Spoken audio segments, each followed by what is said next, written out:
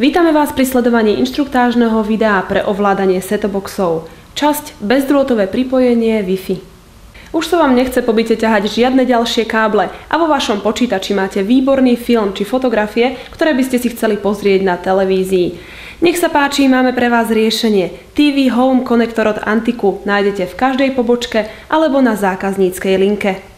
TV Home Smart konektor slúži na jednoduché pripojenie vášho set-top-boxu do vašej domácej bezdrôtovej Wi-Fi siete.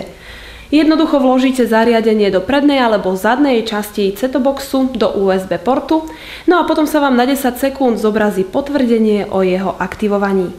Následne si vyberieme sieť, do ktorej sa chceme pripojiť, výberom položky Nastavenie v hlavnom menu a v rámci neho položku Wi-Fi. Vyberieme voľbu Vyhľadať a počkáme si na zoznam dostupných sietí. Okrem názvu siete vidíme aj silu signálu a v prípade siete s heslom aj typ kódovania a popisný status sily signálu, ktoré môže byť bez signálu, slabý, dobrý až výborný. Vyberieme sieť, ku ktorej sa chceme pripojiť a v prípade siete zabezpečenej heslom sa nám zobrazí okno pre zadanie hesla. Heslo zadávame pomocou numerickej klávesnice na diaľkovom ovládači, podobne ako keď píšeme SMS správy. Ak ste heslo zadali správne, ste pripojení. Ak ste zadali heslo nesprávne, celý postup musíte opakovať. Dávajte si pozor hlavne na zadávanie veľkých či malých písmen. Funkčnosť pripojenia si môžeme overiť napríklad voľbou položky Prehrávač v základnom menu a položky Mediálny prehrávač, kde v prípade dostupnosti domáceho počítača s tzv. DLNA serverom v rámci jednej siete, tento DLNA server uvidíme v zozname zdrojov prehrávača po jeho spustení.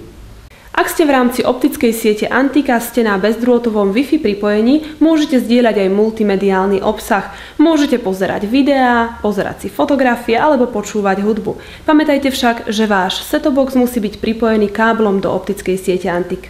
Ak využívate Wi-Fi pripojenie v rámci Smart TV Box mimo siete Antik, viete ho využiť nielen na prenos mediálnych súborov, ale taktiež aj na prenos samotného televízneho signálu. Sledovať mediálny obsah z vášho počítača v pohodlí vašej obývačky, na gauči, pred televíziou naozaj nikdy nebolo jednoduchšie. Užite si to.